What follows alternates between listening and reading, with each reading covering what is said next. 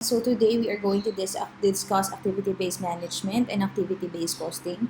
So after this short discussion, I will be answering exercises from our book so that you can use this as your guide in answering the rest of the problems. Okay. Oops. Sorry. So these are the learning objectives. So basically, activity-based management focuses on activities during production and performance processes. So an activity is a repetitive action performed in fulfillment of a business function. Activity-based management hopes to improve the value received by customers and enhance the profitability of the company. So, activity-based management involves all of these things. So, first is the activity analysis, diba? And next is the cost driver analysis, activity-based costing, continuous improvement, operational control, quality management, uh, business process improvement, and performance measurement. Okay? So these are the benefits of activity-based management. External benefits include improved customer value. Okay? Since you are analyzing all your activities, you can easily identify which of the activities are value-added and non-value-added as far as your customers are concerned. And of course, as mentioned earlier, um, activity-based management results to enhance profitability. So as far as internal benefits, we have more efficient production, more accurate cost determination, and more effective performance evaluation. So later on, when we answer problems, you will see that um, activity-based costing result in a more accurate cost determination than the volume-based costing. So the volume-based costing is what we did in the computation of a single or a departmental predetermined overhead rate. Diba? So what we do that when we perform volume costing kasi, what happens is that we lump our overhead costs and determine a single cost driver for everything, which is not always the case, 'di ba? Because the overhead, the factory overhead is an accumulation of all other costs, and this cost, 'di ba, this cost that we incur are driven by other activities or various cost drivers. So another benefit of activity-based management is more effective performance evaluation. So sometimes kasi under volume-based costing, what happens is that um, products which are more complicated to manufacture turns out to be more profitable than the products that are easily manufactured by the company. So later on, when we compute, mas makikita nyo yan. Okay?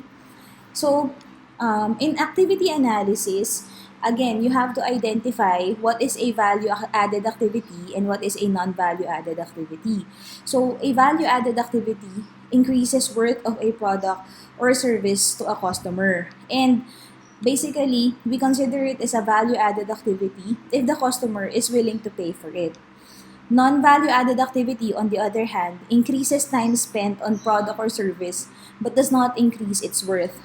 Um, this basically customers view these things as unnecessary. It can be reduced, redesigned, or eliminated without affecting the market value or quality of the product or service. But we have to distinguish a non-value added activity from a business value added activity, because basically a business value added activity uh, are essential or is essential to the company. Okay? So next, we have yung process. The process is a series of activities that when performed together satisfy a specific objective. So process, an example of a process, of course, is production process, distribution, selling, and administration.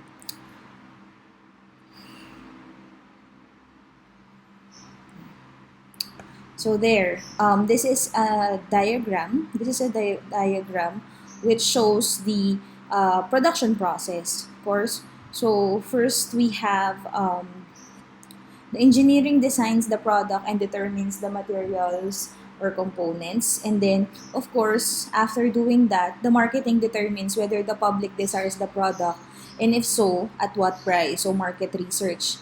And then, um, after that, the purchasing finds suppliers and acquires materials or components. And then, it receives the materials the receiving department receives the materials or components. And then, the human resource department, once the product is a go, or once we decide to manufacture the product, the human resource hires people to make the product. And then, after receiving the materials or components, the warehousing stores the materials or components needed. And then, that's the time that it will be issued to the production.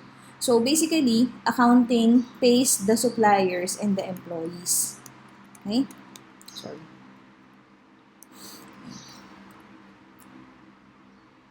So we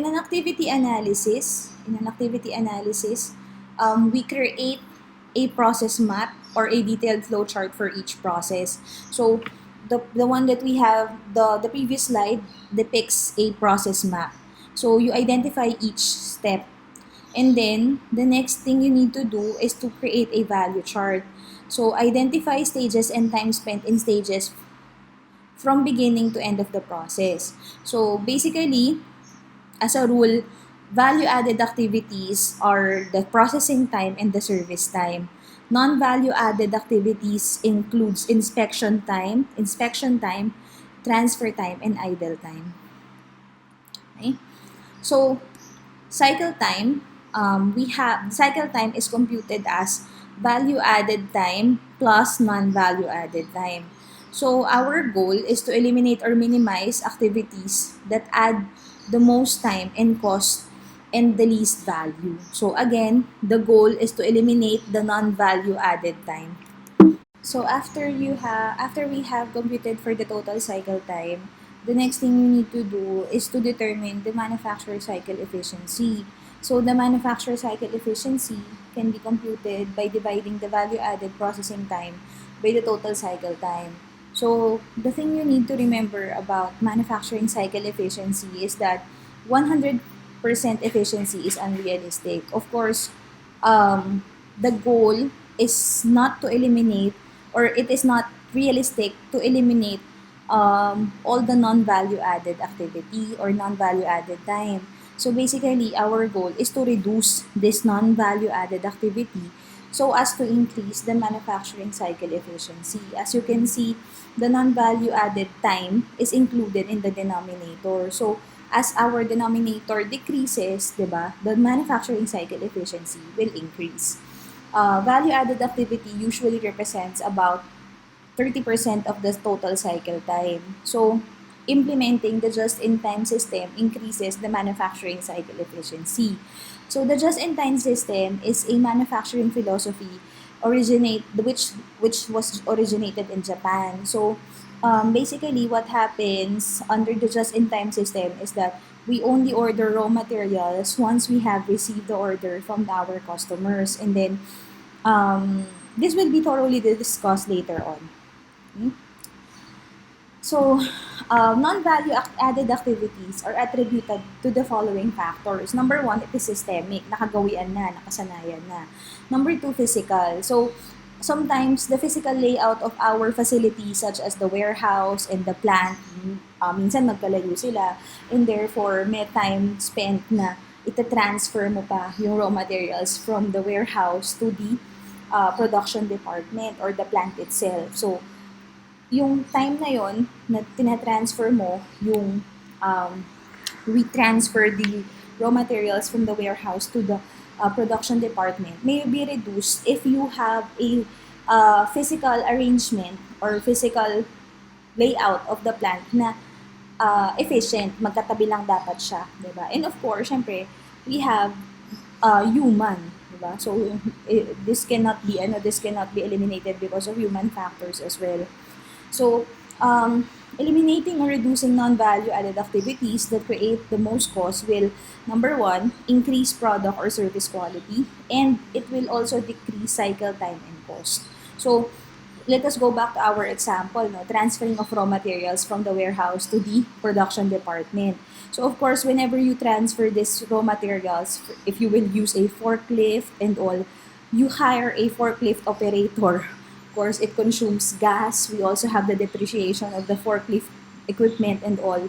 So once you have reduced this, or once you have eliminated, or once you have implemented a more efficient setup for your plant, for your facilities, diba? This cost may be reduced or may be eliminated. Okay? So what we do is we combine activity analysis, and then what activities are non-value added, and then the cost driver analysis, what causes cost to be incurred. Okay? So cost driver analysis, this is another component of activity-based management, diba? So basically, cost drivers are factors that have a direct cause and effect relationship to a cost. Okay? So you have to remember to limit the number of cost drivers. Of course, we know that a certain cost may have different cost drivers, pero it is important to limit them and or to select the best cost driver for the cost. Okay? And then cost of measurement should not exceed the benefit of using the cost driver. The cost driver must be easy to understand and must be directly related to activity being performed. And this is very important. The cost driver that you will choose must be appropriate for measurement. Okay? So, in identifying the cost driver, we have to distinguish between unit level cost, batch level cost, product or process level cost, and organizational or facility cost. Okay? So basically, a unit level activity kasi basically is an activity performed for each unit of the cost object. So a perfect example of this is the direct material and direct labor. Okay? So a batch level cost example given is the setup or inspection. So the batch level cost, of course, is the cost is incurred because of a batch level activity. So a batch level activity is an activity performed for each batch of product or services. So yun na nga, no, as mentioned earlier, whenever you set up your machine to manufacture another batch of product, or whenever you purchase raw materials, diba, that needs to be inspected before it is received, that is a batch level activity which we incur a batch level cost. Okay? And then for the product or process level cost, we have engineering changes and product development. So of course, we incur product level cost because of product level activities. It is an activity performed to support the production of a specific type of product or service. And lastly, yung organizational or facility level activity naman natin. It is an activity performed to support operations in general, diba? So, we have the building depreciation and the plant manager salary. Okay? So, let's do this. Let's just skip this. So, product cost behavior. Basically, unit level costs are variable in relation to change in production volume. So, as the given example earlier, we have direct materials and direct labor, and we classify this cost as variable. The total cost of direct materials and direct labor is dependent on the number of units that we produce. Okay? So, product or process and organizational level costs are variable for reasons other than changes in production volume. So it doesn't necessarily follow that as the number of units you produce increase, diba, the batch, product or process, and organizational level costs will also increase. Okay? So here, let us look at this. Okay? So we have classification levels, unit level cost, types of cost we have, direct material, direct labor, some machine cost if traceable. Then Necessity of cost, we incur this cost once for each unit produced. For the batch level cost naman, examples are the purchase order, setup, inspection, movement, scrap if related to batch, di ba? And then we incur this cost once for each batch produced. So, for the product or process level cost, di ba? This examples of this are engineering change orders, equipment maintenance, product development, the scrap if it is related to product design, di ba? So, basically, we incur this cost to support a product type or a process. And lastly, the organizational or facility level cost natin. We have building depreciation, plant or division, manager salaries, and organizational advertising. So it support the overall production or service process. Okay? So next we have the product cost, di ba? So, unit level cost, so basically, we allocate the unit level cost over the number of units produced, di ba? Kaya nga, we have a cost per unit, direct material cost per unit, direct labor cost per unit. And then the batch level cost will be allocated over the number of units in a batch. Okay? And then the product or process level cost will be allocated over number of units produced in the related product line. Okay? So we have the following, no? Product and company profitability. So we have the net product revenue, total product revenue minus the total product cost will get the net product margin. And then after this, you add or deduct all other net product margins. Then after that, you'll get the total margin provided by products minus the organizational or facility level cost. That is the company profit or loss. You notice that this computation is very much different from what we do in computing for the profit of the company under GAAP. So that's okay. So we will not focus on this. Our focus is the computation of product cost, diba, under activity-based costing. Okay? So there. So activity-based costing recognizes several levels of cost and it accumulates cost into related cost pools. Uses multiple cost drivers to assign cost to products and services. So basically, a simpler way to look at activity-based costing is that you have your total factory overhead. Diba? So you are not satisfied with the total factory overhead. What you do here is to segregate or to classify the total factory overhead into different types of costs. Okay? To different types of costs. We have utilities, machine setup, whatsoever. And then, what you do is the next step is to identify the specific cost driver for each type of cost. And then, we use this activity cost driver rather. Sorry. We use the cost driver, we identify kung gaano kadami or gaano tagal yung we call this activity level rather. We identify the activity level and then we compute for a application rate as well. So later on you will see this. Okay? So when is it best to use activity-based costing? Companies use activity-based costing when they have a wide variety of products or services. So if you manufacture different types of products, like for example, Unilever and Procter and Gamble, these are conglomerates that manufactures wide variety of products or services. Maybe it is better if they use activity-based costing than volume-based costing. Okay? You can also use activity-based costing when you have high overhead costs that are not proportional to the unit volume of individual products. Okay? So, this is what I was telling you earlier. No? Sometimes, the product which sells less is more profitable, or the cost of the product that sells, the overhead cost, the overhead cost may not be proportionate to the volume of products that we produce, diba? And then, Next, automation makes it difficult to assign overhead to products using direct labor or machine hours.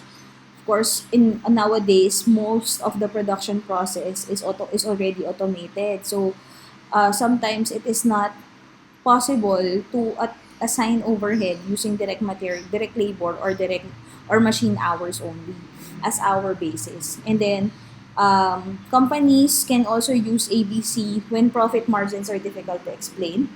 And then lastly, hard to make products show big profits and easy to make products show losses. So we have the two-step allocation, di ba? So the first is you collect costs in general ledger and subsidiary accounts. And then identify the activity centers. So choosing an activity center, you have to consider the following: geographical proximity of equipment, centers of managerial responsibility, and magnitude of product cost. Then in identifying activity centers, you have to choose a manageable number of activity centers, no? So, wag naman masyadong madami kasi tayo rin yung mahihirapan at the end. And then, next, accumulate cost into activity center cost pool.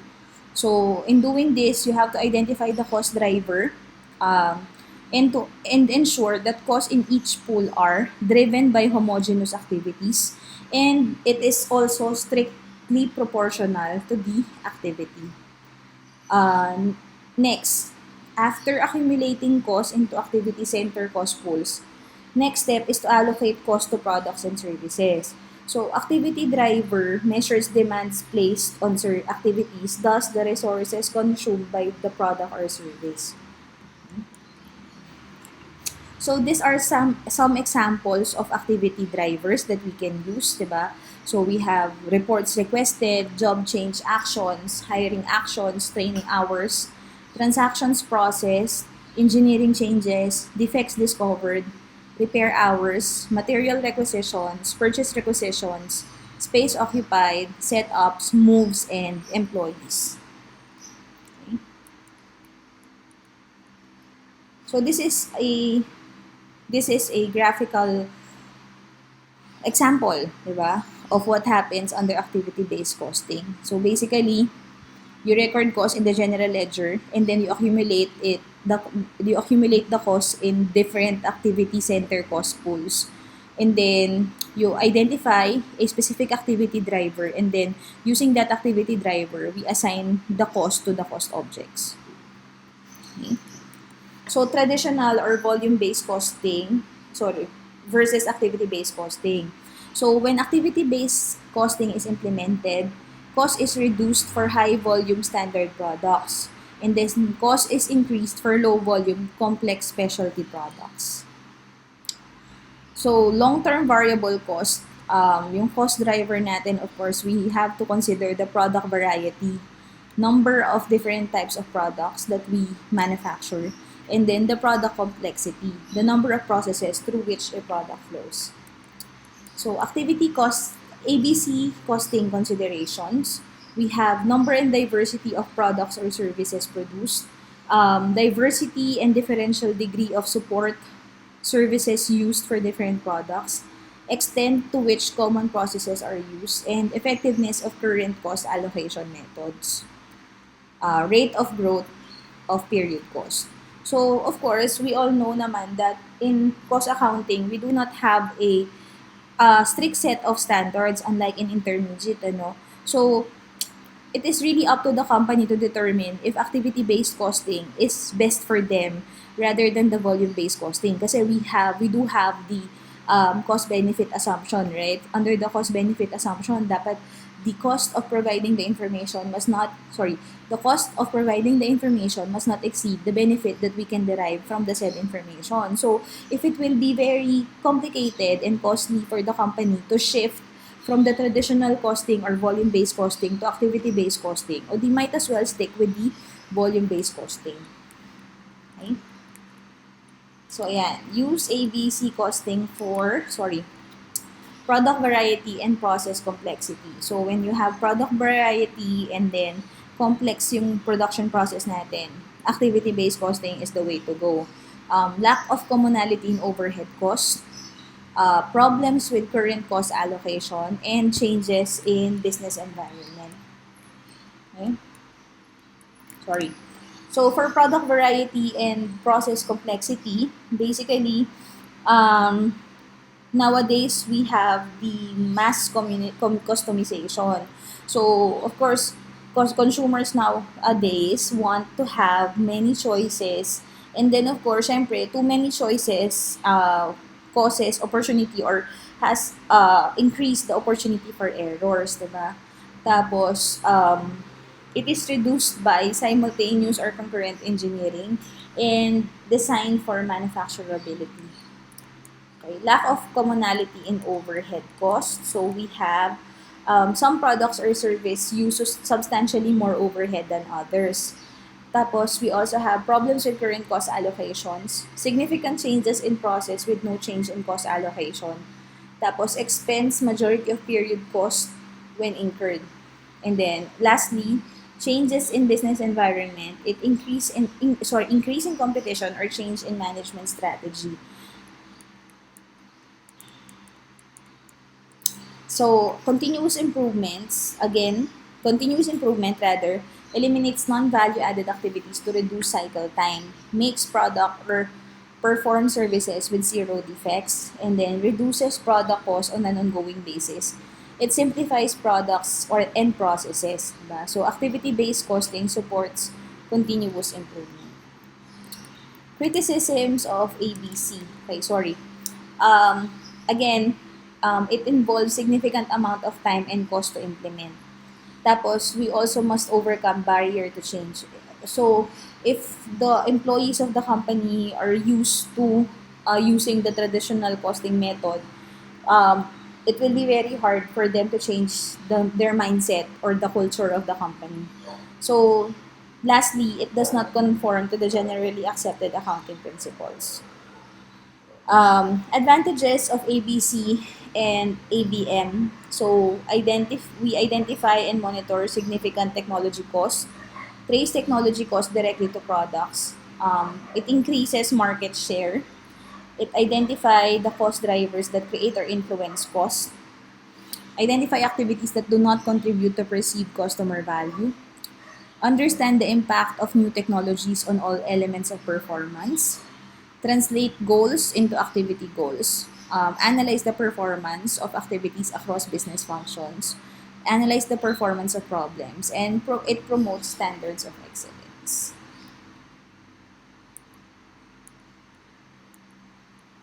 Yeah.